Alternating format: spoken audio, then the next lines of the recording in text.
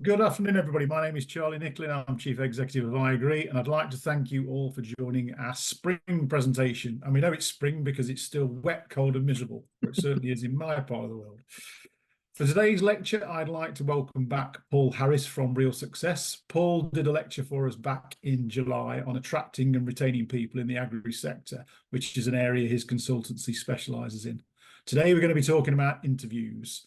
As usual with our lectures, everyone will be muted, and if you'd like to ask questions, please pop them in the chat at the bottom of the screen, and then at the end of the presentation, we can unmute you so you can ask in person. Okay, I'll now hand over to Paul. Lovely. Thank you very much, Charlie. And it's great to be back. Thank you for asking me back to run another session. It was a delight last time, and hopefully this time I'll be able to give you some information that will either help you as an employer, if you are indeed faced with the prospect of interviewing candidates, or as we talk through this lecture, you'll see that I'm taking it from both angles. So we're looking at it from both the employer's angle and the employee's angle. So not knowing quite who's going to be on the call. Hopefully there'll be something for both parties. So it's a big subject, interviewing, but it's not something we do commonly. And the reason I say it's a big subject but not something we do that frequently is hopefully if we're a successful employer, we're not having to interview on a regular basis because we're holding on to our staff.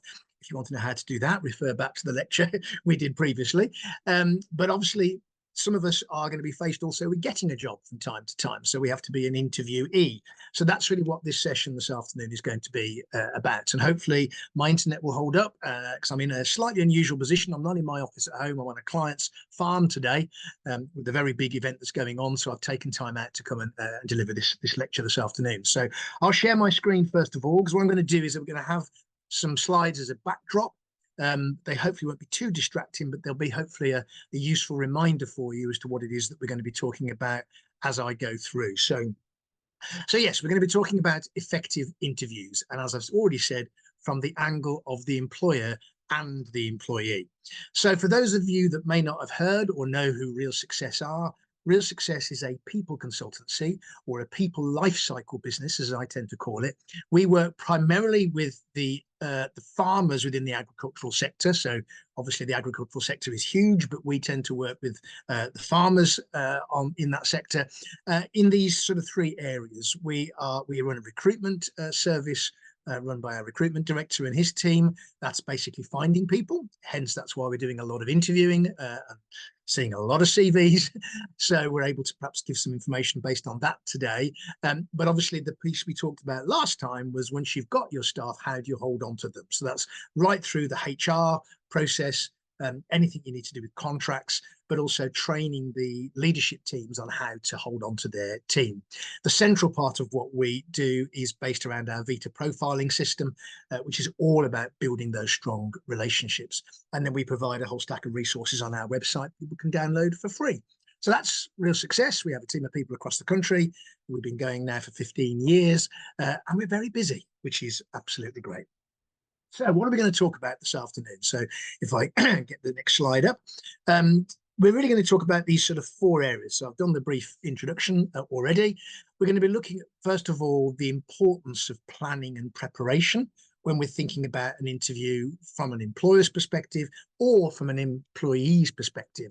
And we're going to really center hugely on that area because you'll see as I go through the importance of that. Then we'll talk loosely about what I call the structure of an interview. How do we approach an interview? Again, both from the employer and the employee's perspective. And then we'll look at the types of questions maybe that we need to be thinking about asking, again, from an employer and an employee perspective. And then we'll talk very briefly at the end about what happens after the interview. And then I'm going to leave some time at the end for any questions that you may have. This is your opportunity to ask somebody who's been interviewing a lot, and we have a whole team of people who are doing that every day. So do put your questions in the chat if you wish to ask a question towards the end. So planning and preparation, why is that important? You may have heard of this expression. Proper planning and preparation prevents particularly poor performance. You may have heard a slightly different phrase, which I won't use, but we've heard this phrase, haven't we? That proper planning and preparation prevents poor performance. It is so relevant for the interview process. If we just either as an employer turn up at an interview with a candidate having not prepared, what impression does that give to the candidate about how important that process is to you as an employer? Taking new people into our businesses as an employer is one of the most important things that we will ever do. The comparison I will give is quite frequently in agriculture, particularly when we think of buying maybe a piece of machinery. You may be working for somebody in that sector that's maybe supplying machinery to the agricultural sector. That might be £100,000, £200,000 purchase. Generally speaking, we wouldn't go out and just buy the first one that we saw, would we? We'd research it, we'd plan it, we'd think about what we needed. We'd consider that as an investment of a large amount of cash. Unfortunately, when it comes to people, often what happens when we need to recruit somebody, because we're a bit desperate because somebody's handed their notice in, we haven't had that many people apply for the job. We take the person into our business that's, as I often say, vertical, breathing, and can speak English. We're that desperate, we just need to take on the first person. So actually planning and preparing for interviewing, even when somebody has resigned and moved on, is absolutely essential. And I'm going to talk, first of all, from the employer's perspective. So if you're an employer out there, what do I mean by planning and preparation? Just to help you go through this, by the way, because I'm going to switch between employer and employee during the presentation, look out for this little graphic so you can see where you are. This is the graphic that says I'm talking to you as an employer, and that will be in the top right-hand corner of every slide. There's a slightly different graphic if you're listening to this as a potential employee, and I guess we can all be both at times. You'll look for a slightly different graphic. But let's look at it first of all. What do I mean by planning and preparation from an employer's perspective? So here's the first one. The first impression. Now, this is a picture partly to make you chuckle, but imagine if I was going to work on a farm and this was my first impression when I turned up at the farm. What would I think of the business? Now, you take that into the same situation in your office, maybe, or the environment in which you're going to do the interview. And we'll come back to that and how important that is.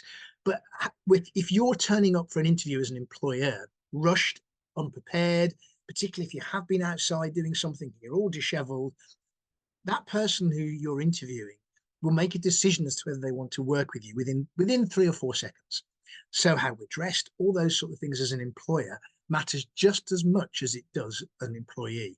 So think about what is the first impression you're going to give, and particularly, do you want to look rushed and as if you've not had time to prepare properly? No. So thinking about your environment, where you are, where you're going to do the interview, that's all really important. And again, I'll come back to that again shortly.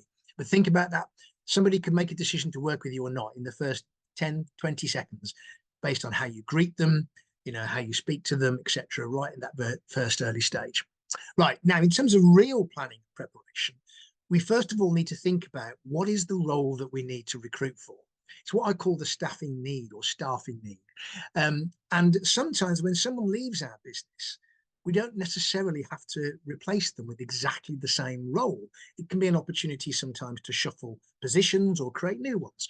But when we're thinking about what the role is that we want the person to fulfill, there's 2 aspects to it. There's the job description, which is the requirements of the role, which will help you to identify what are the skills and experience that you might need. But just as important, and is often missed by people looking to do some recruitment, is what we call the person specification. That is often the experience that the person's got, but also the attributes of the person, their character, how they come across. And sometimes you'll have essential and desirable parts of the person specification. But the more time we spend as employers really thinking about the role, particularly if you haven't yet got a job description, if it's an existing role and you have a job description, fabulous, you've already got it there. But do revisit it and think, is this the role exactly of the person that I need now? Because if it isn't, we might want to create a new job description. And if the person hasn't worked out in the role that we've got before, what is it that didn't work out with that person? What we don't want to do is to replace somebody with somebody very similar if the issue wasn't their skills and knowledge, it was their attitude or their alignment to the business. So really spending some time to understand the role and get clear on that will help you to start to also think about some of the questions that you want to ask. The third is what I call know your candidate. So people will often spend, bear in mind we're still here looking at the employer's perspective, prospective employees will spend a lot of time, if they're good and they're the top level candidates, preparing their CV, putting it together. They expect you to have read it. So really take the time to look through people's CVs. Covering letters can be really revealing as well, to help you to start to think about the types of questions that you might want to ask. So, you know, again, if you turn up and an interview and say, I've got your CV, I've not had a chance to have a look at it yet, but that again doesn't give the right impression to the candidate. So make sure you spend in the planning and preparation phase enough time to get to understand your candidate by looking through their CV. Next tip is allow sufficient time. So when we're in the planning and preparation phase here now, we're thinking about how long does an interview take? And quite often I say to people, how long do you think it takes to do an interview? And people will say half an hour, maybe 25 minutes, 30 minutes. Actually, a good interview will take you at least an hour, And then you need to allow about 15 to 20 minutes in between your interviews, if you're interviewing multiple candidates, to give yourself the opportunity to make a cup of tea, pop to the toilet, and get yourself ready for the next person. So we always say allow a minimum of an hour and a quarter between each interview, because that will then make sure you've given sufficient time to each of the candidates and sufficient time not to get behind. The other thing I would also say as an employer is stick to time. If you're having a really good discussion with somebody, but you've got people waiting for an interview, it can be really off-putting and very nerve-wracking to an employee to be kept waiting for half an hour to 3/4 of an hour for their interview. So make sure you allow enough time to complete the interview. I mentioned this before in terms of first impression. Creating the right setting for the interview is really important. So depending on, if you are somebody that has a slightly chaotic office setting, you might want to go into a meeting room. If you're working in a more environmental or agricultural setting, it isn't necessarily right to do it in the staff room or the kitchen. Thinking about the right setting and what impression that gives to employees is really important. If you have to do the interview in a kitchen or in a staff room or in your office, just make sure you tidy up, because when people come in, they will look around the environment in which you're in. So create the right and appropriate setting for your candidates. Next is to think about the questions. And I'm going to talk a little bit later about the questions, but if you've been going through the CV, then write down some questions. We have a set of typed questions. You can find them on our website, download them for free. A set of generic questions, there's about 20 of them that you can ask in terms of a structure, which we'll come back to again when I talk about structure. But you need to think in advance about the questions that you want to ask. There could be questions about skill levels, there could be questions about personal attributes, but think ahead. We also have in our questions, we have what I call an attribute grid, which is a set of attributes that we can pick up from somebody. Things like the way they greeted you, their level of confidence in the interview, their level of quick thinking. Having an attribute grid, which you can find in our interview questions on our website, helps you to do almost that instinctive piece at the end of an interview, as well as the prepared questions. You've then got the classic trust your gut or trust your intuition. That's what the attribute grid. So what are the things you really, I think, are important for the person that you want to join your business? So that's just 6 tips from, this is the planning and preparation. We haven't even got into the interview yet. Let's just flip it for a second and think about it from the employee's perspective. So here you've got the 2 shaking hands. That's your little symbol to show you where we are in the presentation and who we're talking to. So now I'm going to flip it and say, if you're out there listening to this, or if you're watching it on a video on YouTube and you're a student or you're someone looking for their first job, here are some tips for you in terms of the planning and preparation you need to do before you go into an interview. So the first one is do your research. Don't just turn up at a business at an interview, and when they say, what do you know about us? You say, well, not much really. Those that actually do their research, they get onto the people's websites, they might check out their Facebook pages, their Instagram accounts. We're in the information age. You can generally find out an awful lot of information about the business that you're going for an interview for. Ask people about the business. What reputation does it have? The more you can show you've researched into the business, and I don't mean repeating verbatim what's on someone's website, but at least that you have an awareness of what that business is about, what it does, what its challenges might be. Do your research. It really helps you to stand out from the crowd as a potential candidate. Next tip, if you're watching this as a candidate, is understand the role that the firm is recruiting for. If you want to, ring up and ask the company for a job description before you have the interview. And if they say, well, we don't really have one, that's an interesting indication as to whether the employer is. But or ask around, but certainly ask for some details about the role if there isn't sufficient in the advert itself. Excuse me, don't be frightened to ring up and ask, because that will put you again aside from the competition. It will give you that edge if you clearly do understand the role. Often one of the common questions you'll get asked as an potential employee, as a candidate, is what do you understand about the role? What do you think the role will be? And again, if you say something, well, not sure really, then again it will indicate you haven't particularly done a lot of research. Next tip, if you're a candidate, again, think about the questions you want to ask, not just what is the pay. Of course, that's an important question that you should be able to ask if it's not covered by the employer, but prepare some questions, get them down, and we'll talk again a bit about questions later on. But ask, think about what is the biggest challenge that the business might be facing. Ask questions beyond what's in it for you. Think about questions about the business that makes it show that you are interested in that particular business. A really simple one, plan your journey. If you are going for an interview, the worst thing you can possibly be is late. So, if it might, obviously we've all got sat navs now, and what 3 words, and you can find out exactly where you need to go to, but plan it. And don't think to yourself, well, I can beat the sat nav. Make sure you allow plenty of time, aim to arrive at least 10 minutes early. That looks again to show that you are somebody who is giving it not only the importance that the interview deserves from you as a candidate, but you are able to plan your time effectively.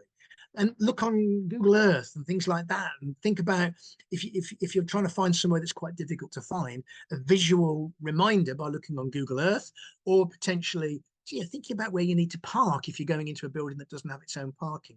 The more planning you can do, the less stressed you're going to be when you come to the interview, and the better you're likely to perform. Number 4, and we're still in the planning and preparation stage here, is what I call dress the part. Think about what's appropriate for the interview. It may not always be appropriate to wear a suit and tie if you're a man, or a smart blouse if you're a female, or vice versa, whatever is your thing. But the most important thing is to dress appropriately for an interview. Turning up with your dirty wellies on, if you're going for an interview, say in a farming environment, isn't necessarily right for the interview. It might be the appropriate workwear for the job, but isn't necessarily the appropriate workwear. One gentleman that I remember now stood out when we were doing farm interviews because he turned up in a suit. Most people don't, because we understand that's not the environment. But did he stand out? Yes, he did. So make sure that we're clean, our hands and fingernails are clean if we've been doing dirty work. All those are things that the employer will definitely look for. So there's the first set of tips on planning and preparation. I spent the first 20 minutes talking about that because planning and preparation prevents particularly poor performance. So let's have a look now at the structure of an interview. And here's your clue. We're looking at it now from the employer's perspective. So from the employer's perspective, how should we structure an interview? So here's the point for me is we need to be consistent. So the reason to have a structure at all for an interview, or a format that you follow, is that everybody should experience the same type of interview. Yes, the content might be slightly different, but actually the flow of the interview needs to be the same. It also really helps you if you're doing multiple interviews to follow a similar structure.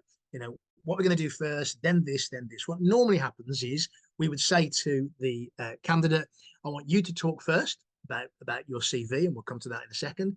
But then we'll talk a little bit about the business. There'll be an opportunity for questions. It can be consistent. That's the key. It also will really help you to remember the candidates if you followed a consistent approach. So consistency is really important.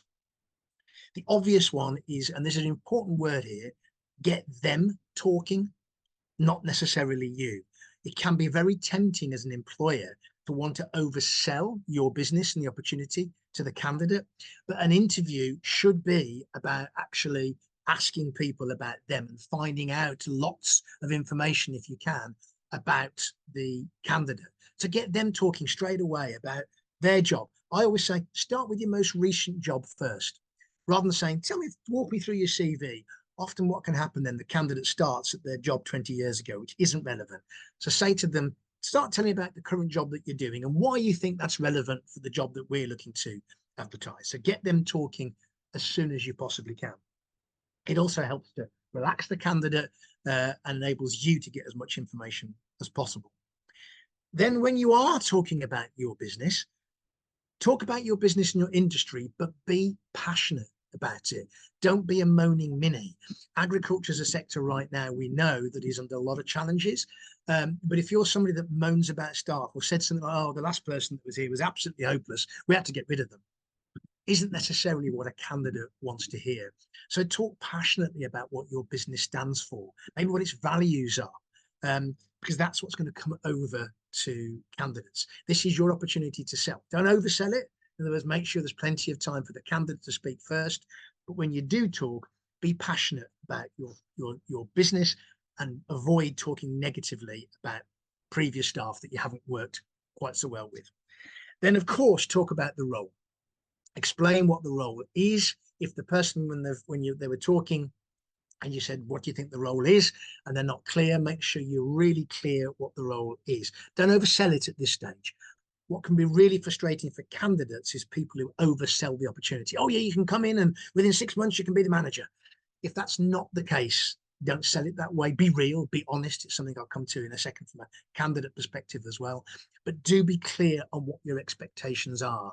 It's as important you give this information to the candidate as it is for you to get information from the candidate as to what you're looking for. So you've talked about the business, you've talked about the role that you're looking to fill, then talk about the person. What type of person do you want to work with? If you've passionately talked about the values and the way that you work, you might say things like, I want somebody who's very results orientated, or maybe very, very detail orientated, or maybe somebody who's really compassionate, or maybe somebody's very creative. Whatever the blend is that you're looking for, don't be frightened to talk about this at this stage. This is what we're looking for. So this is the structure now where we're talking about the business, the role, the person from an employer's perspective. They need to leave knowing exactly what it is that you're looking for. Next one, tip number 6 for the employers watching right now. Talk about the opportunity for personal development. Training and development is one of the most important things that people are looking for when they're looking for a new role. And people often say to me, Paul, what's the point in me investing in training and developing staff? Because they just leave. I put all this money and time into them and then they leave. My challenge to you as an employer is, what happens if you don't train them and they stay? Think about it. You end up with the people who are poorly trained and least skilled. The benefit to your reputation if you commit to developing people is massive, but it's one of the things that you can talk about. Again, don't overpromise, but if you're going to put people on courses or you have some sort of graduate training program or whatever, talk about that in the interview, because it's an opportunity for you to sell the sizzle. And then in terms of the structure, give the opportunity for them to ask a question. They may have been sitting thinking for a while. That's the point at which you pass it back to them and say, here's your opportunity to ask some questions. That's the structure. Okay, so we make sure that we follow that sort of pattern through each of the candidate interviews. The last thing on the structure is, don't forget to say at the end of the session what the next steps are. So if you're recruiting for a couple of weeks or a number of days, make sure that you say to people, right, the next steps are we will do X, Y, and Z and come back to you by a certain date. Then everybody's clear when they leave. That's the structure from the employee's perspective. So how about from a candidate's perspective? Is there more to think about in terms of a structure? What do we mean by a structure?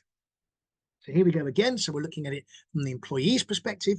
And the first thing is, I'm thinking about how to approach. If you're watching this now as a candidate or an employee, we don't want you to pretend that I'm hoping you can still hear me because I've just been told my internet connection is unstable. Somebody will tell me if there's an issue. I'll continue otherwise. So the really important thing is that you're honest and be real, be true, and be yourself. We want as an employer to find out who you are. We don't want to discover when you've joined us after 2 months, you're someone completely different to who you said you were going to be. So be honest and don't big up things that maybe you haven't yet achieved. Be really honest with people. And if you don't know the answer to a question, say so. Employers will respect honesty far more than they'll respect something that bulls do when they're, you know the phrase. Secondly, be enthusiastic. Yeah, don't sit there and be, it's not about being overconfident, but it is show a passion for either what that business does, what that business delivers. Show that you're interested and you're enthusiastic. That will make you stand out a long way from the crowd. So be enthusiastic at your interview. I'm not saying you need to bounce in like a Tigger out of Winnie the Pooh, but do be positive. Be enthusiastic about the industry, about your future, and about the business that you've been researching. Then think about flexibility. You know, people who are employers are looking for people who are prepared to be a little bit flexible.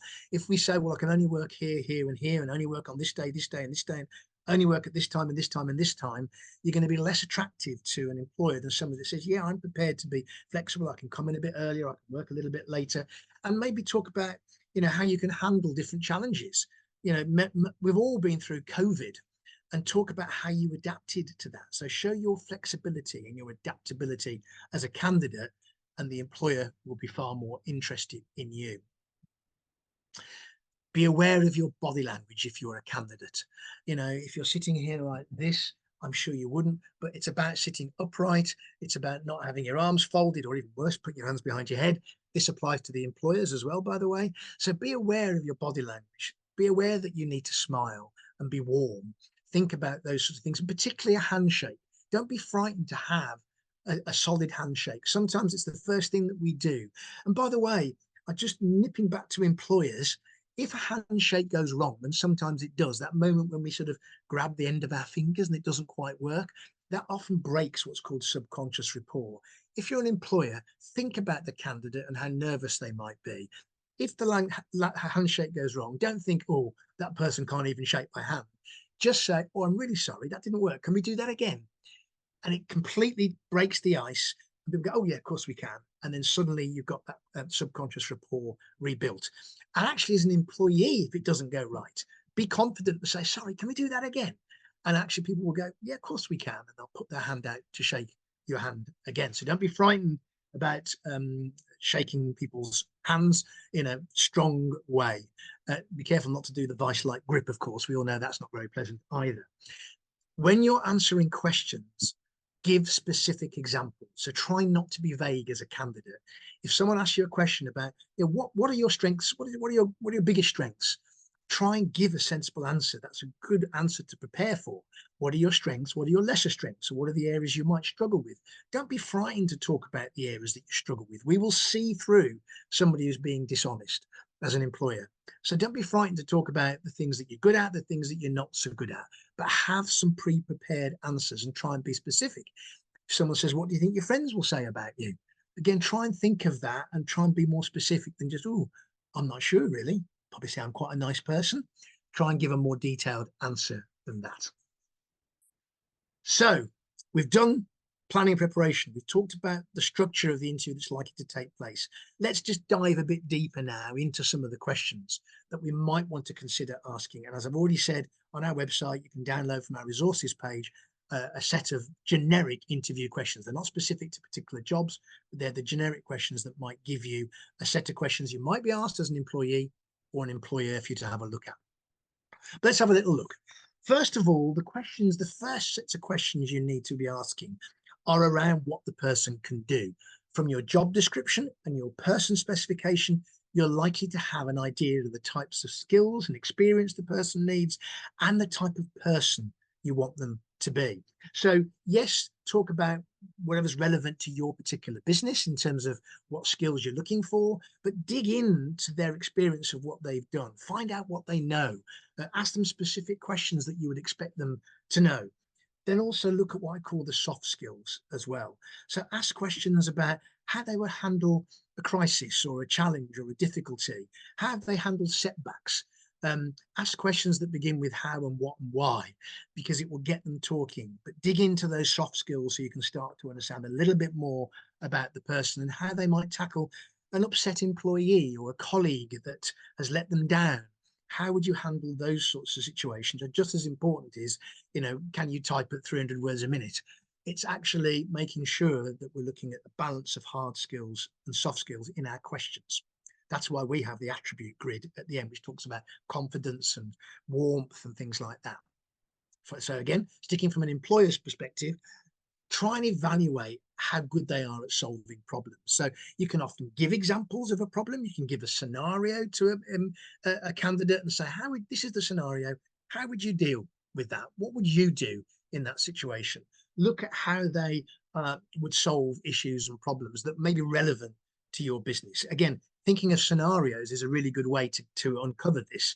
And if someone says, I'm not sure, don't dive straight in with the solution. Give them the time to allow them to think. Certain personality styles as well take a little bit longer to process before they bring the answer forward. So give people the opportunity to come up with some answers to your problem-solving questions. Then think of questions around the team fit. How are they going to fit into the team? What's important to them? What do they find frustrating? How do they like to be spoken to? These are questions that will give you a clue to their personality. And the phrase I use is that all of us have this phrase, ooze clues. Forgive my Birmingham accent if that comes across really strongly. But what I mean by that is if we just ask the right question, the clues are there to what makes people tick. And if we don't ask questions about how do you prefer to work, how do you prefer to be communicated with, how do you not like to be spoken to, these will illustrate whether that person is a good fit for your team. We also use a Vita profiling system. We profile in terms of our recruitment division. We recruit all of our candidates. We profile, forgive me, all of our candidates before they go into a team. So we know how they're going to fit into that team. There's various other profiling systems out there, but we would highly recommend that you profile candidates to see how they're going to fit into your team, assuming you've profiled your team as well, so you can see how they fit. And then think about more questions about the person. So here we're not about being nosy, but we are about asking them, what are their interests outside work? And what sort of questions could you ask? What are your hobbies? What are your interests? And if they tell you that they're into horse riding, don't just go, oh, that's interesting. Why are you interested in horse riding? What do you get out of it? What do you do when you're horse riding? Are you competitive? Are you in competitions? Oh, no, I'm not in competitions. I just love being around horses. You'll find out information about the person if you ask them about what you can't ask, obviously, just to be absolutely clear. You can't ask specific questions like, are you planning to have a baby if you're a female? Because that is discrimination. But you can ask questions about what's their interests? What are they about? Again, maybe what frustrates them and what motivates them are great questions to talk about the person. So as we come towards the final section now, questions, or the final two sections, what questions can you as an employee ask now? So flipping it again, just a couple of tips here if you're an employee looking for a job. The first one is take a notepad and have the questions already written down on the notepad. And then towards the end of an interview, when the employer says to you, have you got any questions? And you go, don't think so. It's not as impressive as actually, yeah, can I just get my notepad out? Yeah, you mentioned this earlier on, but can you just expand a little bit more on what the possibilities for career development are? That, if you've got them written down, or as often now it's sometimes on a mobile phone on your notes app, that's absolutely fine. But it looks as if, and it is of course the case, that you have pre-thought the questions. Yeah, so don't be frightened to have a notepad out, even during the interview, making notes as a candidate of what the employer is saying, because you can then come back to that and ask them a question about that a little bit later. So take a notepad in, or some form of note-taking facility. And then some of the questions don't necessarily need to be all about what's in it for you. Focus on the employer. What are they looking to build? What are they looking for? What type of person are they looking for, if they haven't covered that clearly? Or say, you mentioned this earlier about you looking for somebody who's quite ambitious. Can you explain what you mean by that? Tell me a bit more about what you mean by looking for somebody ambitious. Ask questions about what the employer has said rather, and then obviously have the questions for you as well as what's the salary, what's the holiday, those sorts of questions, but try and focus some questions as well on what's important to the employer. Hope that makes sense to everybody. And I think the final one, I think, for candidates is speak clearly. Don't mumble and mumble your answers. You've got to put your shoulders back and be confident. Confidence is a little village just south of arrogance. So employers don't like arrogant people. They don't like people who come and say, "Oh, I want to be in your chair in 5 years' time." That often just comes across as arrogance. But being confident is talking about who you are, what's important to you, what you're looking for in the next job, confidently. Speak clearly and confidently, and that will really impress a potential employer. And at the end of it, be grateful for the time the employer spent. Most employers really are struggling to find the time to do interviewing. It's a very busy schedule, so be grateful for the time. Say thank you. A decent employer will always thank you as well, but make sure that you do say thank you for the time that they've given you. So the final thing before I close is just what happens sort of after the interview. So let's just flip it back to the employer. So as you an employer, what do you do immediately after an interview? The most important thing is refer to your notes. Go back to your notes, and in our case, we will often do the attribute grid after the interview is finished. And then you can think back and think, how did they come across? But refer to your notes, make sure you keep your notes together with the CV and the profile if you've got it, and make notes of any further thoughts you've got straight after the interview. Don't leave it 2 or 3 days because you'll have forgotten, particularly if you're interviewing more than one candidate. Something you can consider, particularly in agriculture, we encourage, this is what I call the try before you buy. Have a trial period. Particularly if we're working in an agricultural setting, we often say, get them to come in and do some work for a couple of days. You have to pay them potentially some costs, may even pay them for the days if you wish to, pay any travel expenses, but get them to come and do some work for you. Often a candidate will say, yes, I can do something, then they turn up on your farm and they can't. One of the best ways to discover whether they can or they can't is to offer them a trial period. And lastly, make sure you communicate clearly. By this, I mean whether it's successful, or they're coming back for a second interview, or they're not successful. Make sure you go back to every single candidate. Don't just leave people high and dry, waiting to find out whether or not they've got the job. Make sure you communicate very clearly, either verbally or in writing, as to the next steps or whether that person has been unsuccessful. So lastly, from the employee's perspective, what should you do post-interview? What you can do is follow up with an email potentially, or a phone call. We did some interviews last week, and one particular candidate followed up with a phone call straight up about an hour afterwards and just saying, thank you so much for the time that you gave me. That person stood out. So maybe follow up with a telephone call or an email, because that might be the lasting impression that the employer gets of the candidate pool. So nearly 40 minutes, which is exactly bang on time where we needed to be. So what we talked about, to summarize, is the importance of that planning and preparation. Whether you're an employer or an employee, the planning and preparation phase before you go into an interview or before you're undertaking an interview with candidates is the most important piece.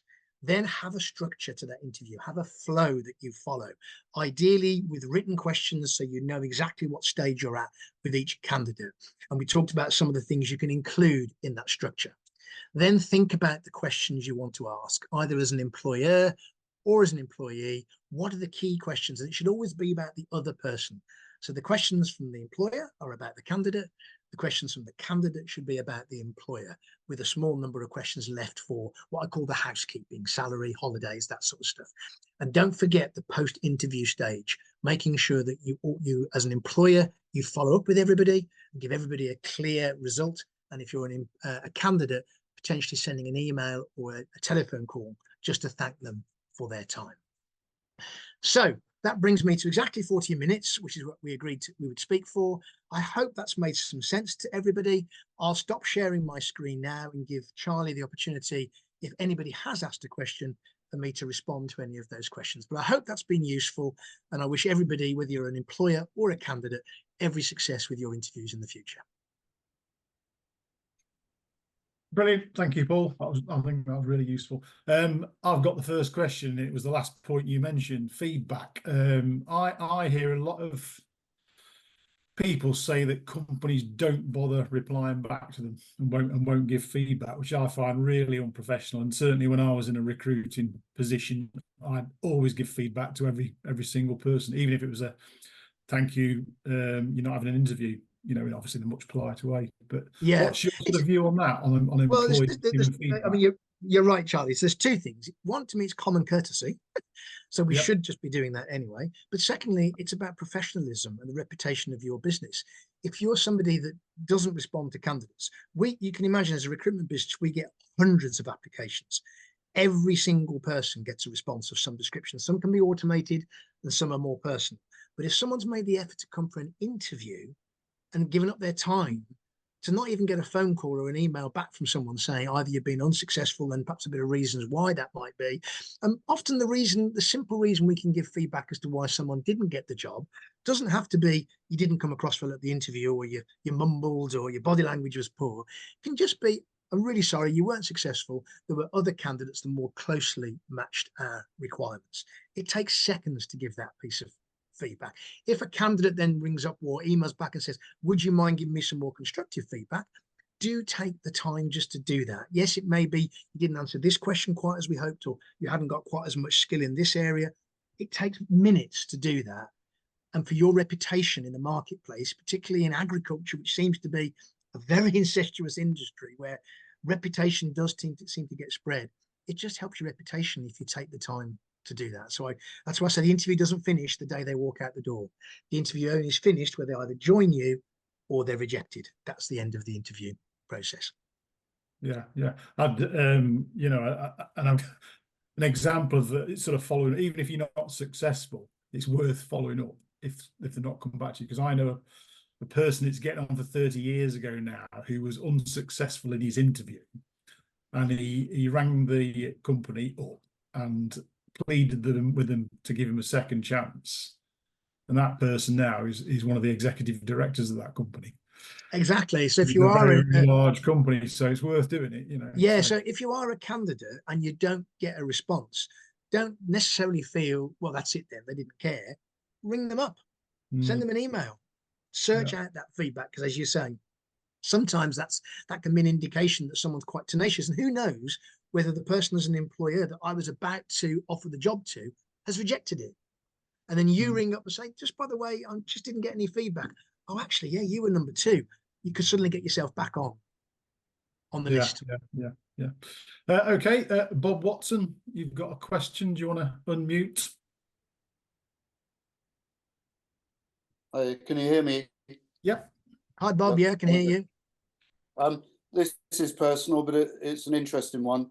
With a good CV behind me, interviews, sort of midlife, mid-career, realizing partway through that either the organization or what they're doing or what your job role wasn't quite what I was expecting. Best to bring that up during the interview, or to keep it to yourself and wait for the outcome? That's a fascinating question, and one that I sometimes do get asked, but from the other way around, Bob. What do I do if I'm halfway through an interview with a candidate and I absolutely know this is the wrong person? So I would say in my career, probably, I don't know, fingers on one hand have I done this, where I've actually, as an employer, stopped the interview and said, look, we've made a mistake here. I'm really sorry. You're not suited for what we're looking for, and I have shut down the interview.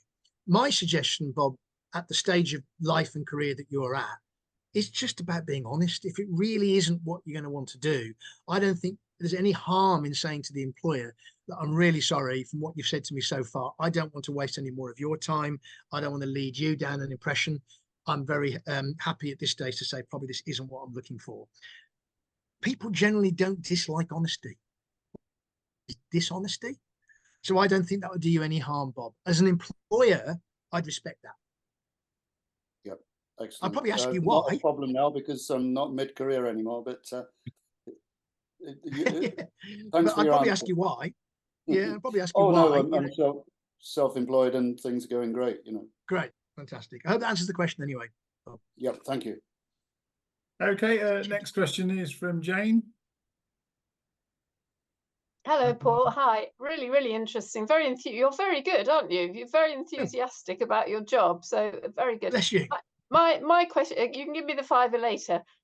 My question is about advice on composition of an interview panel. So I'm interested in, I'm about to employ somebody or interview candidates. And I just want to know, I know it's a very generic question, but any advice on composition of an interview panel, please? So I think it's another really good question. Is that the impression I might have given you in the PowerPoint was that I was talking on a one-to-one. We would never interview one person. We would always have, let's call it a panel, a minimum of 2 people, because that's why when we do the attribute grid at the end, you get a different perspective and different people can spot. So the reason I would say you certainly have a minimum of 2 people, one of which is the person who the candidate is going to report to, so the line manager, and then somebody else. It doesn't necessarily need to be the line manager's manager. It could be another member of the team. But the idea is you have a minimum of 2, one of which is the line manager. One can be almost anybody else, but certainly understands the job. I don't mean somebody who's completely unrelated, but it doesn't have to be a series of managers. It could be a colleague. So I quite like the idea of the line manager and a colleague to the person who's going to be employed as the basis of a panel. I'm not a fan of huge panels unless you're looking at a really senior position. You know, I think 2-on-1 is quite a good ratio. 3-on-1 is getting uncomfortable. 4 people on a panel for one person, unless it's a chief executive role of a large organization, I think is overkill. But if you have a panel, just answering Jane's question again, and go back to the structure, decide who is going to ask which question in advance. So you're not talking over each other or getting confused, because you need someone to be making sure that you're still following the structure. So perhaps agree, I'll ask these questions, you ask those questions. If there's 3 of you, one person can be making notes. It's quite difficult to be actively listening to the candidate and to try and be making notes at the same time. So minimum of 2, potentially 3. Once you get into 4, I think you're slightly into overkill. Brilliant. Thank you. Thanks, Paul. No problem, Jane. Okay. I think there's no more questions on the screen. One thing I was going to say is what's your thoughts on presentations? A lot of companies these days ask you to do a 5-minute presentation on a subject. I think it all depends on the job, Charlie. You know, I think if the job itself, this is Paul's view, I'm not saying it's right, my view, and I've done presentation skills training over the years and all sorts of things. If presenting is going to be part of what that person's got to do, then absolutely it's appropriate. So if it's a management role and they're going to have to be doing management briefings and using PowerPoint and things like that, or Key, whatever the Mac version is, then yes, it'd be worth getting them to see if they can do that. If it's somebody that's just not relevant, they're probably never going to have to use PowerPoint again. Asking them to do a presentation isn't appropriate. You might ask them to do a little talk. So it's about matching the job with what type of presentation you want them to do. You know, again, if I'm thinking of a farm job and someone coming in to drive a tractor, I wouldn't ask them to do a presentation, but I might ask them to talk to me about, you know, how they keep their tractor clean, something like that, you know. So when we say presentations, it's relevant to the job or not. If it's not relevant to the job, then I don't see the purpose of asking them to do a presentation using a screen. People can sometimes do flip charts and things like that, but only if they're going to be doing that in their job. Does that make sense, Charlie? Yeah. I think as well, with recruiting people into vocational roles is incredibly difficult, because you're trying to assess from talking to somebody what their practical skills are, and often the only way you can really do that is by making a view on what they've got written on the CV, what qualifications they've got, and what experience they've had. But the reality is, until they start doing the job, you don't know whether they can do the job. And I think which is why I encourage. It's why I sorry to talk over you. It's why I encourage, if appropriate, to have a trial day. Now, even if it's not a farm type job, it's working with machinery. Get to come and work for you for a day. Offer them to pay for a day. And the reason I would say that is it gives you, the candidate, the opportunity to find out whether we are what we say we are as well. It's a new thing. Not many people do it. Certainly in farming, we get them to do it, because if you can't drive a tractor, you can't have a tractor job. But in other roles as well, it's possible to say, come and work for me for a day, take a day's holiday and come and work in the office, spend some time with us, see what we do, and then you can get a really good sense.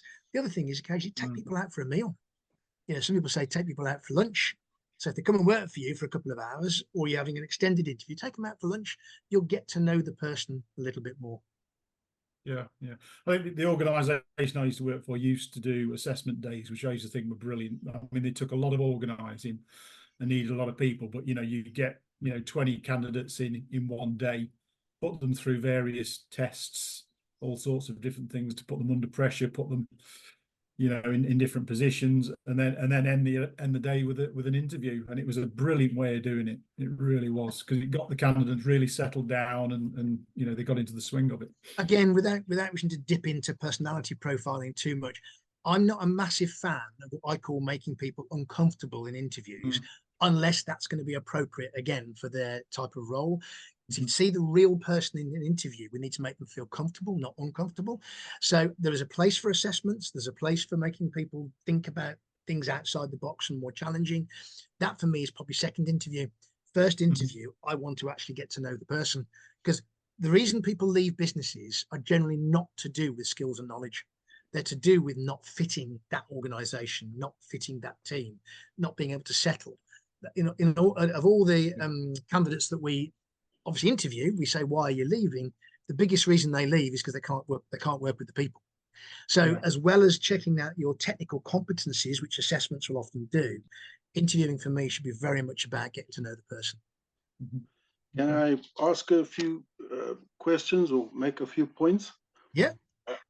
Thank you very much, Paul. I enjoyed it very much. I think I've conducted more interviews than I've been interviewed, and from the point of view of the one interviewing, one thing or a few things I would emphasize is you must never underestimate just how nervous people are in interviews. And so shut up and wait and listen, because you can ask a question, and if you're too quick to assume the person has no answer, they're so nervous, they're still trying to put together an answer. But if you just keep quiet and give them time, sometimes they come up with a fantastic answer, but you have to give them time. People are nervous in interviews. And then in my context here, I'm calling from South Africa, in the corporate sector, very often you have unbelievable security to get into a premises. So your preparation slide, your first impression slide, I thought was fantastic, because if you scale that up a bit, sometimes people have to get a sheaf of instructions. You must go through gate B on the south side. You must give a PIN number to the security guard. When you come to the second gate, you must give a second PIN number and your ID number, and then go to parking C, which is on the east side. And the person is coming for an interview, they're already nervous enough. Now, you make one mistake and they're sitting at a gate somewhere, the time is running, they know that they're due in an interview and they can't get there. And, you have to meticulously plan those things, so that if the poor guy is coming in or the lady's coming in for an interview, she's not sitting somewhere terrified that she's going to be late, and it's not her fault, but there's been some slip up with a PIN number or a security guard or the load shedding or something's caused it to be stuck somewhere. You have to factor those things in. And then the other one, and you did touch on it, I think very often in an interview, if you're careful and you listen, you can tap into the person's sweet point. All of a sudden, this guy that has hardly had a word to say, he suddenly takes off and he's incredible, and it tells you a whole lot of stuff, and you hear a whole lot of stuff from him that you didn't get from the CV, because you asked one question that just happened to touch a nerve or tap into what he's good at. And when you it might be a hobby, it might be something outside work, but when you get to that, you get a side to the person that you don't see just from the CV. And then the last one, which I would say is, and I've come across this so many times, it sounds maybe like a trivial thing, but these days, these things do make an impression. So very often we work in a corporate environment, which is a non-smoking environment. So you're not allowed to smoke in the building anywhere. You're not allowed to smoke in the kitchen, not allowed to smoke in the common room, or where you can't smoke in the building. There are smoking areas and they're all outside. Now you get a candidate who's a smoker and they're nervous. So they sit in the car, they've arrived half an hour before the interview, and they smoke like 6 cigarettes in a row in a car. Then they come into a room, which is a small room with maybe 2 of you interviewing. And as they walk through the building, everyone is smelling cheapers. Who's this guy who's a smoker? And it's unfortunate because they might be brilliant people. I've got nothing against smoking, but it does sometimes mean that a person, gets a mark against his name, and you think, hey, that was the guy who came in and he reeked of cigarettes. He's a genius, but he smoked himself half to death before he came to the interview. And I think it's sad sometimes because it taints what otherwise might be, a really successful interview. But yeah, I found your talk tremendously helpful, and your slides were so well chosen. It was really, really, really good. Thank you. I appreciate that. Thank you for the feedback. Okay, we've got one last question from Mark Andrews, and then I'll draw things to a close. Mark? Yeah, thank you very much, Paul. Really good presentation. The question really relates especially to interns and younger people, where we use computer software to filter a mass of emails, applications. I always think it's really sad because there's so many good people applying and there's software to filter out, just looking for keywords and phrases. What's your view on these, on this very widespread methodology? I'm glad that you've asked me for my view. That's what I'll give you. I'm not saying it's correct, but it's my view. As a recruitment agency, we don't use them because we know that not everybody is able, particularly in agriculture, and I'm particularly talking about the area of agriculture that we work in, which is more that farm side. People are often not that articulate. A software system is going to just chuck out their CV very, very quickly. We examine every single CV by a human. So the answer to your question, Mark, is I'm not a fan of software that does that. It may be appropriate for certain jobs. I don't think the skill of being able to read a CV, I mean, Jim was talking about the lots of CVs that he's seen over the years. There's a skill in being able to skim read a CV quickly and look for the things that are really important. AI will eventually, of course, be able to do that, but I don't think right now that's the way. I think you can potentially miss good candidates because, again, it isn't just about skills and knowledge. That's why I've talked a lot in my presentation about asking the questions about the person, not just the skills and experience, because the reason people fail is generally not because they can't do the job, it's because they don't fit in the job. So, we will try and look through CVs and depending on how many you're getting for jobs, it may work as an initial filter, but I think there is a risk that you would lose people by just using automated software. So we don't, but that's just an opinion. It's a policy. I'm not saying that it's wrong to use software. Certainly for our marketplace, we're looking for more than just what they've put on a CV, because many people don't know how to write a CV anyway. So it doesn't reflect well on them. So it's a bit of a woolly answer, Mark, but that's the honest answer is we don't use them. Yeah, great answer. Thank you very much. And I 100% agree with you, actually. So, oh, good. That's helpful. Good. Right answer then, Mark. Thank you. Fantastic. Thank you. Okay, well, we're nearly just about 1 o'clock, so I'll draw things to a close. So thank you, Paul. Brilliant presentation, brilliant slides. Thanks for taking the time to do that. There's loads of brilliant advice there for employers and candidates. I'm sure it will get watched a number of times after today, so thank you for doing that. I'd like to thank everybody for joining today and hope you'll join us for our next lecture on the 14th of May, where we'll be joined by Seamus Higgins from Notts Uni, who will be talking about sustainable food systems. We had Seamus speak at a previous event a couple of years back. He's really interesting to listen to, so that'll be a good one. So thanks again, and we'll see you next time. Bye-bye.